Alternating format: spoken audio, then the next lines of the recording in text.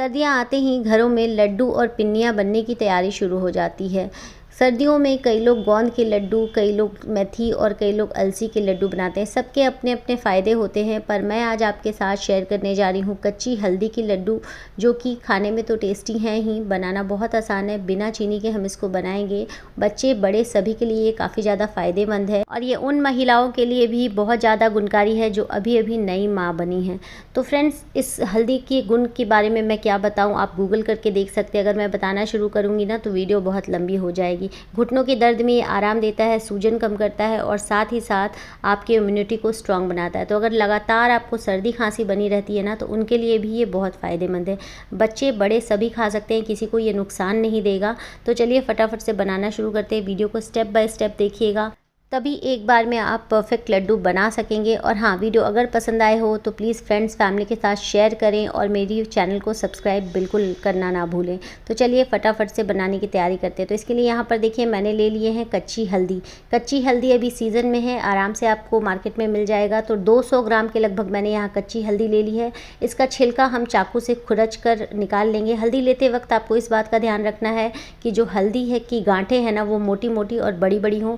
इससे आपका काम आसान हो जाएगा, इसको छिलना आसान हो जाएगा। दूसरी बात यह है कि जब आप हल्दी खरीदें तो इस बात का भी ध्यान रखें कि हल्दी के ऊपरी सतह पर कोई भी छेद ना हो। अगर छेद होगा तो हल्दी जो है वो अंदर से ख़राब होगी। तो यहाँ देखिए बातों बातों में मेरी सारी की सारी हल्दी छिल गई है। तो अभी मैंने इसको वॉश नहीं किया था। एक बार जब हम अपनी सारी हल्दियों को छिल लेंगे तब हम इसको वॉश करेंगे। इसमें मिट्टी काफ़ी ज़्यादा होती है, तो यहाँ पर इसको अच्छे से 4-5 पानी हमने धो लिया है। और अब हम करेंगे इसके छोटे छोटे टुकड़े। बिल्कुल छोटे छोटे टुकड़े मैंने इसके किए हैं, क्योंकि मुझे इसे मिक्सी जार में पीसना है। ये थोड़ी सी हार्ड होती है। अगर आप मिक्सी जार में इसको बड़े बड़े टुकड़ों के साथ पीसेंगे तो ये अच्छे से पीसेंगी नहीं। आप चाहें तो इसको ग्रेटर से ग्रेट भी कर सकते हैं, पर मुझे थोड़ा सा अपना समय बचाना था, इसलिए मैंने इसके छोटे छोटे टुकड़े कर लिए हैं। और बस 2 चम्मच पानी डालना है मुझे इसमें, और उसके बाद इसको हमें पीस लेना है। बहुत ज़्यादा पानी का प्रयोग ना करें, 2 से 3 चम्मच ही पानी डालकर इसको पीसे, एकदम फाइन हो जाते हैं। और यहाँ पर देखिए इसी तरह से 2 या 3 बैचेस में कर आप हल्दी को पीस लें। हल्दी की क्वांटिटी पूरी 200 ग्राम थी। तो यहाँ देखिए मैंने हल्दी को एकदम बढ़िया से पीस लिया है और बस 2 से 3 चम्मच पानी डालकर ही मैंने इसको पीसा। आप देख सकते हैं कितना महीन इसका पेस्ट बन गया है। अब हम हल्दी को रख देते हैं साइड में और करते हैं आगे की तैयारी। तो लड्डू बनाने की शुरुआत करने के लिए सबसे पहले हमें लेना होगा देसी घी। बढ़िया क्वालिटी का घी लें। तो यहाँ पर मैंने टोटल 250 ग्राम अभी घी लिया है। घी मुझे अभी और लगने वाला है, पर ये जो मेरा मेज़रमेंट है ना कप का, ये 250 ग्राम का है। पर मैंने क्योंकि घी मेल्ट करके नहीं लिया है, घी जो है वो सॉलिड फॉर्म में है, तो 250 ग्राम के लगभग ये घी है। मैं कोई नापने की मशीन नहीं यूज़ कर रही हूँ, बल्कि मेजरिंग कप्स रखा है और अंदाजे से ही लड्डू बना रही हूँ यहाँ पर। और अंदाजे से आप भी एकदम सटीक लड्डू बना सकते हैं। तो यहाँ पर 250 ग्राम जो मैंने घी लिया था उसमें आधा घी मैंने डाला है, पूरा घी अभी एक साथ नहीं डाला है। और घी डालने के बाद हमें यहाँ पर बादाम को भुनना है। बादाम जो है ये मेरा 250 ग्राम है, क्योंकि ये मैं मार्केट से ख़रीद कर लाई हूँ, तो इसका नाप बिल्कुल सही है। तो यहाँ पर 250 ग्राम ये बादाम है। बादाम को हमें फ्राई कर लेना है तब तक जब तक कि बादाम जो है थोड़े क्रिस्प ना हो जाए और ये फूले फूले से ना हो जाए। और साथ ही में 100 ग्राम हम यहाँ पर काजू भून लेंगे। तो बादाम और काजू को आपको जो है ना लो फ्लेम पर भूनना है, फ्लेम को हाई ना करें, क्योंकि कोई भी नट्स भूनते वक्त अगर आप आँच को तेज़ रखेंगे तो नट्स जल जाएंगे और अच्छे से भुनेंगे नहीं। अब यहाँ पर 200 ग्राम मैं गोंद का इस्तेमाल कर रही हूँ। तो ये गोंद जो है मार्केट में आसानी से मिल जाता है।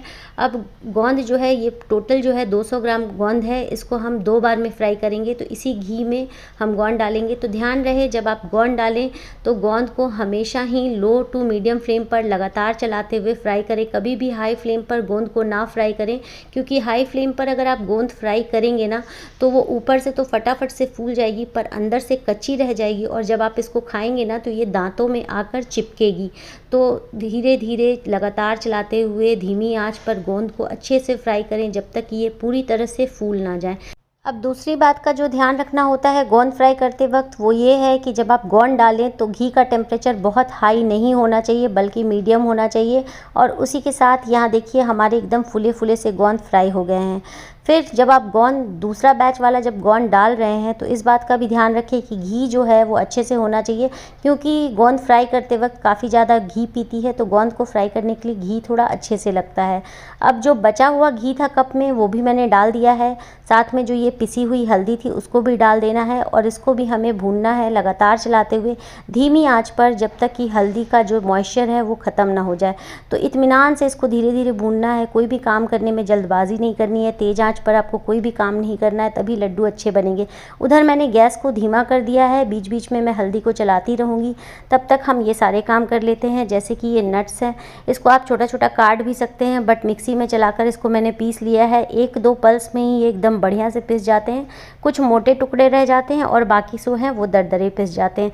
तो जो मोटे टुकड़े रह गए हैं उनको आप छोड़ सकते हैं या छोटा छोटा सा चाकू से काट भी सकते हैं। तो मैंने 2 बैचेज़ में नट्स को भी पीस लिया था। और अब देखिए यहाँ पर हल्दी जो है वो हमारी एकदम बढ़िया से भुन गई है। बीच बीच में मैं इसको चला रही थी, तो 4-5 मिनट में जो है ना हल्दी भी भुन जाती है एकदम बढ़िया से। ध्यान रहे हल्दी को बढ़िया से भुनना है, वरना जो है ना लड्डू आपकी लंबे समय तक नहीं चलेगी। अब यहाँ पर जैसे ही हल्दी भुन जाए मैंने ले लिया है बेसन। तो बेसन जो है मैंने यहाँ 200 ग्राम लिया है। एक जनरल सा कप मिलता है मार्केट में, 20 से 25 रुपए में ये कप आ जाता है। उसी कप से मैंने मेज़रमेंट लिया है, तो उसमें लिखा हुआ था और 200 ग्राम मैंने इसमें बेसन डाला है और बेसन को हमें भूनना है। आप चाहें ना तो बेसन अलग से भी भून सकते थे, पर मैंने इसी में डाल दिया। अगर आप बिगनर हैं ना तो हल्दी के साथ बेसन ना भुने बल्कि अलग से भुने, तब आपको पता चलेगा कि बेसन भुनी है या नहीं भुनी है।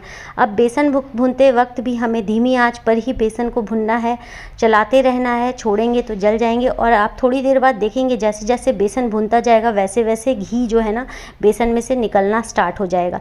तो जैसे ही बेसन में से घी निकलना स्टार्ट हो जाए समझिए कि बेसन एकदम बढ़िया से भुन गई है और इसके बेसन की भुनने की खुशबू भी आना शुरू हो जाएगी। तो बस एक बार जब हल्दी और बेसन भून जाए तो इसको हम अलग बर्तन में निकाल कर कढ़ाई को यहाँ मैंने अच्छे से साफ़ कर लिया है और इसी कढ़ाई में हम डालेंगे गेहूं का आटा। तो गेहूं का आटा हमने यहाँ पर 300 ग्राम के लगभग लिया है। उसी कप से मैंने मेज़र किया है जिस कप से मैंने बेसन नापा था। तो टोटल आटा जो है बेसन और गेहूं का आटा मिलाकर 500 ग्राम के लगभग हमने, यानी आधा किलो के लगभग हमने आटा लिया है। आटे को पहले ड्राई रोस्ट कर लेना है, लगातार चलाते हुए लो टू मीडियम फ्लेम पर आप इनको ड्राई रोस्ट कर लें तब तक जब तक थोड़ा सा इसका कलर जो है ना चेंज ना हो जाए। उसके बाद हम इसमें डालेंगे घी। तो यहाँ पर मैंने आधा कप के करीब घी डाला है। वज़न से देखें तो ये 100 ग्राम के लगभग घी है। तो टोटल अगर आप देखें तो यहाँ अभी तक हमने 350 ग्राम घी का यूज़ कर लिया है। और घी डालकर फिर से हमें आटे को भुनना है तब तक जब तक इसमें से अच्छी सी खुशबू ना आने लगे और आटे का कलर जो है ना बिल्कुल इस तरह का ब्राउन ना हो जाए। तो देखिए भूनते भूनते काफ़ी अच्छा सा कलर इसमें आ गया है। गैस की फ्लेम को मैंने लो टू मीडियम रखते हुए लगातार चलाते हुए आटे को भुना था। 7 से 8 से 10 मिनट में आटा बढ़िया से भुन जाएगा और आटे को फिर से हम क्या करेंगे ना कि ये जो हल्दी वाला हमने मिक्सचर रखा था उसी में हम डाल देंगे। और यहाँ पर मैंने फिर से कढ़ाई को अच्छी तरह से साफ़ कर लिया है और फिर से अब हम इसमें डाल रहे हैं घी। यहाँ पर भी घी अगर आप देखें तो ये लगभग 100 ग्राम के लगभग घी मैंने फिर से डाला है। आधा कप के लगभग मैंने यहाँ घी डाल दिया है। और अब मैंने ले ली है गुड़। गुड़ मैंने उसी कप से नापा है जिससे मैंने आटा और बेसन नापा था। आप देख सकते हैं गुड़ जो है वो एकदम छोटे छोटे टुकड़ों में मैंने काट लिया है। तो गुड़ को मेज़र करने के लिए बहुत ज़रूरी कि आप इनको छोटे छोटे टुकड़ों में काट लें, क्योंकि हमारे पास वेटिंग मशीन नहीं है। तो मैंने यहाँ अंदाज़े से गुड़ लिया। अंदाज़ा गुड़ का ये है कि आप जितना भी आटा लें, मतलब कि अगर मैंने यहाँ पर 500 ग्राम आटा लिया है तो मुझे 400-450 ग्राम के लगभग गुड़ लेना है। अगर आप मीठा कम खाते हो तो 450 ग्राम, नहीं तो आपको 500 ग्राम के लगभग ही गुड़ लेना है। तो यहाँ पर नापने का जो तरीका था तो मैंने उसी कप से गुड़ को नापा है। तो गुड़ क्योंकि वज़न में भारी होता है तो अगर मैंने 2.5 कप अगर मैंने ली है, 2.5 कप अगर मैंने पूरा आटा लिया है बेसन और आटे को मिलाकर, तो गुड़ मैंने यहाँ पर 2 कप लिया है। क्योंकि ये वज़न में भारी होता है तो गुड़ हमें कम लेना है। जो हम नापने का जो भी कटोरी या जो भी आप कप रख रहे हैं उससे आपको थोड़ा सा कम लेना है। जितना कि आपने आटा और बेसन लिया है उससे थोड़ा कम लेना है। तो यहाँ पर देखिए घी के साथ ही मैंने गुड़ को अच्छे से पिघला दिया है। पिघलाते वक्त गुड़ को ये ध्यान रखें कि जो गैस का टेम्परेचर है वो लो रहे, वरना क्या होगा कि गुड़ जो है जल जाएगी। तेज़ आंच पर गुड़ को नहीं पिघलाना है, लगातार चलाते हुए गुड़ को पिघलाना है। उसके बाद तुरंत ही गैस को बंद कर देना है। फिर अपने आटे का मिक्सचर और उसके बाद ये जो नट्स हमने रखे थे उन सभी चीज़ों को डालकर फटाफट से हमें इसे मिला लेना है। तो ये प्रोसेस आपको जल्दी जल्दी करना होगा, मिलाने वाला प्रोसेस, नहीं तो क्या होगा, गुड़ जो है वो जमने लग जाएगी। तो बस तेज़ी से चलाते हुए बढ़िया तरीके से इसको मिला लें ताकि सभी चीज़ें जो है ना बिल्कुल अच्छी तरह से मिल जाए। थोड़ा सा मेहनत लगता है मिलाने में। तो यहाँ देखिए मैंने इसको अच्छे से मिला लिया है। और जब आपका ये मिक्सचर गर्म हो उसी समय आपको लड्डुओं को बांधना है। अगर ठंडा हो जाएगा तो इसको बांधने में दिक्कत आएगी। तो ये श्योर करें कि गर्म होना चाहिए, हल्का गर्म नहीं, थोड़ा ज़्यादा गर्म होना चाहिए, तभी लड्डू बिल्कुल अच्छी तरह से बन जाएंगे। हो सके तो लड्डू को बांधने के लिए आप किसी की हेल्प ले सकते हैं ताकि जब मिक्सचर आपका गर्म हो तभी सारे लड्डू जो हैं वो फटाफट से बंध जाएं। तो ये लड्डू बनकर तैयार हैं। ठंडा हो जाए तो आप इसको 1 से 1.5 महीने तक आराम से बाहर रख सकते हैं रूम टेम्परेचर पर और इनको एंजॉय कर सकते हैं। तो डेली 1 लड्डू काफ़ी होगा, 1 से ज़्यादा खाने की ज़रूरत ना करें वरना ये आपको फ़ायदे की जगह नुकसान पहुंचा सकता है।